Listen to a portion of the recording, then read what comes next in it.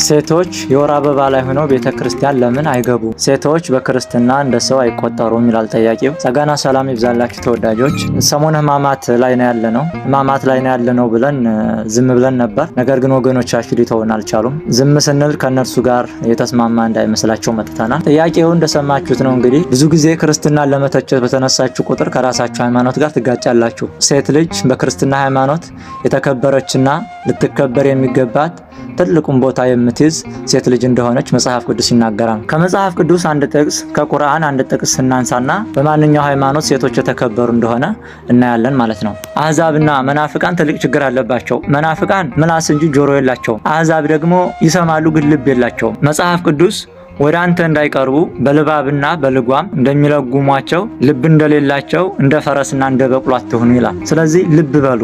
ማንኛውንም ነገር መጀመሪያ አድምጡ፣ ተረዱ፣ ከዛ ወደ ትችቱ ትሄዳላችሁ ማለት ነው። ሴት ልጅ በክርስትና ወይስ በእስልምና ክብር የሌላት በማንኛው ነው ስንል ግልጽ ነው።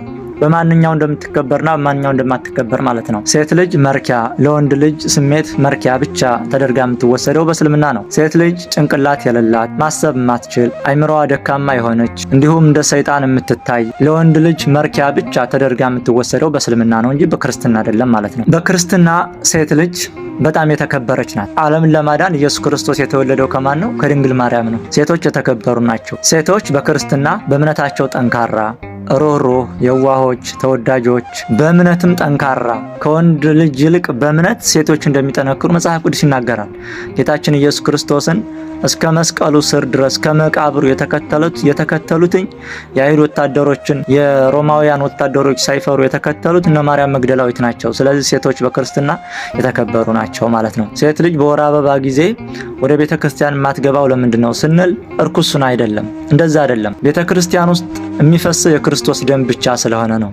ወንድ ልጅም እንጨት ቢወጋውና የሆነ ሚስማር ነገር ሰውነቱን ቢያደማው መግባት አይችልም። ሰውነቱ የሆነ መግል ነገር ቢኖርበት፣ ቁስል ነገር ቢኖርበት ወንድ ልጅም መግባት አይችልም ማለት ነው። እርኩስ ሆኖ ሳይሆን ቤተክርስቲያን ውስጥ የሚፈሰው የክርስቶስ ደም ብቻ ስለሆነ ነው ማለት ነው። ሴት ልጅም በወር አበባ ጊዜ ቤተክርስቲያን ውስጥ የማትገባው እርኩስና ሳይሆን ቤተክርስቲያን ውስጥ የሚፈሰው የክርስቶስ ደም ብቻ ስለሆነ ነው ማለት ነው። በብሉይ ኪዳን እውነት ነው። በብሉይ ኪዳን ብዙ አይነት ህጎች ነበሩ። የወር አበባ ላይ ያለች ሴት እንደ እርኩስ ነበር የምትታየው። ለምጽ ያለበት ሰው እንደ እርኩስ ነበር የሚታየው። ሰው የነካው ሰው ሁሉ እርኩስ ይባል ነበር። የተለያዩ ነገሮችና እንደዚህ አይነት የተለያዩ ነገሮች ነበሩ።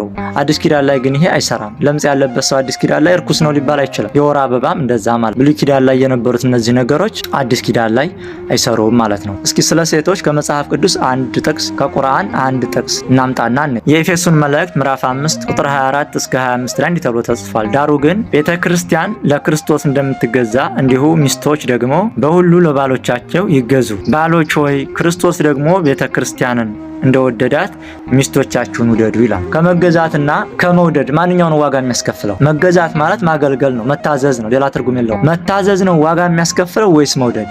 ክርስቶስ ቤተክርስቲያን እንደወደዳት ባሎች ሚስቶቻቸውን ይውደዱ ይላል። ክርስቶስ ለቤተክርስቲያን ምንድነው ያደረገው? ደሙን አፍሶ በደሙ ነው የመሰረታት ማለት ነው። ስለዚህ በክርስትና ባሎች ሚስቶቻቸውን መውደድ ያለባቸው እስከምን ድረስ እንደሆነ ቅዱስ ጳውሎስ እዚህ ላይ ይናገራል ማለት ነው። ከቁርአን ደግሞ አንድ ጥቅስ እናምጥ። በሱራ 38 የሷድ ምዕራፍ ቁጥር 44 ላይ እንዲህ ተብሎ ተጽፏል። በእጅህም ጭብጥ አርጩሜን ያዝ፣ በእርሱም ሚስትህን ምታ፣ መሐላህንም አታፍርስ አልነው። እኛ ታጋሽ ሆኖ አገኘ ነው። ምን ያምር ባሪያ፣ እርሱ በጣም መላሳ ነው ይላሉ አቶ አላህ። እና እስኪ ማንኛው ነው ሴት ልጅ በማንኛው ነው የተጠላችና የምትገኘው? እዚህ ላይ አላህ መሐመድን እንዲመታ እንዳዘዙ አቶ አላህ እየተናገሩ ነው። መጀመሪያ የራሳቸውን አስተካክሉ። እንዴት ነው ሴቶች በክርስትና እንዴት ነው የተጠሉ የሚሆኑ?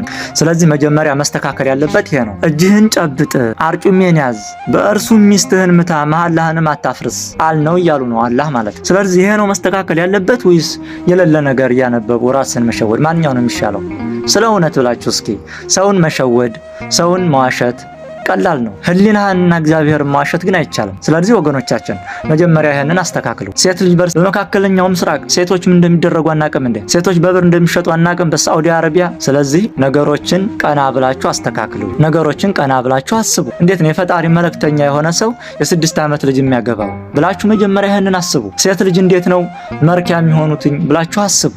ሴት ልጅ እንዴት ነው አይምሮ ደካማ የምትሆነው ብላችሁ አስቡ። እንዴት ሊሆን ይችላል? እንዴት ከፈጣሪ እንደዚህ አይነት ቃል ሊወጣ ይችላል ብላችሁ መጀመሪያ ራሳችሁን ሃይማኖት መርምሩ ማለት ነው። ከዛ ለትችቱ ትደርሳላችሁ። እኛ በክርስትና ሴቶችም ወንዶችም የምንለያየው በአንድ ነገር ነው፣ እርሱም በጾታ ነው ማለት ነው።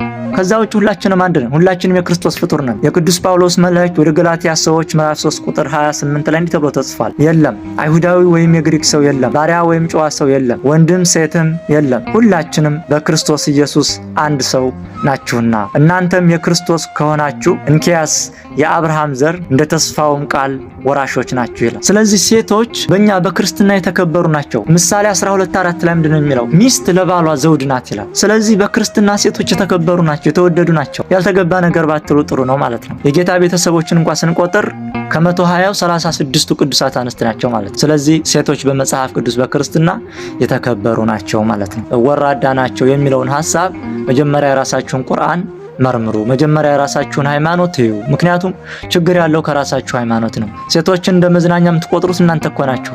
አንዲት በምድሩ አልበቃችሁ ብሎ በሰማይ ገና እናገባለን የምትሉ እናንተ እኮ ናችሁ። አይናቸው ነጫጭ ሴቶች አሉ በሰማይ ድንግልናቸው የማይጠፋ ጡታቸው ጉች ጉች አለ እያላችሁ የምታወሩት እኮ እናንተ ናችሁ። መቼም አፍሪካውያን እንደምታውቁት እኛ ጥቋቁሮች ነን። እንግዲህ እነዚህ ሴቶች ወይም ከመካከለኛው ምስራቅ ወይም ከሩቅ ምስራቅ ወይም ከአውሮፓ ሄዱ መሆን አለባቸው አይደል? ለመዝናኛነትና እንደወደቀ ዕቃ የምትቆጥሩት ኡስታዞቻችሁ ትምህርት የሚሰጡት በዚህ ጉዳይ ላይ ነው። ስለዚህ መጀመሪያ ራሳችሁን መርምሩ። እኛ ሴቶች በመጽሐፍ ቅዱስ የተከበሩ ሊወደዱ የሚገባ ዓለም እየተመራች ያለችው ራሱ በሴት ነው ማለት። ስለዚህ ሴቶች የተከበሩ ናቸው። እግዚአብሔር ይስጥልኝ። ለሁሉም ሰው አድርሱ።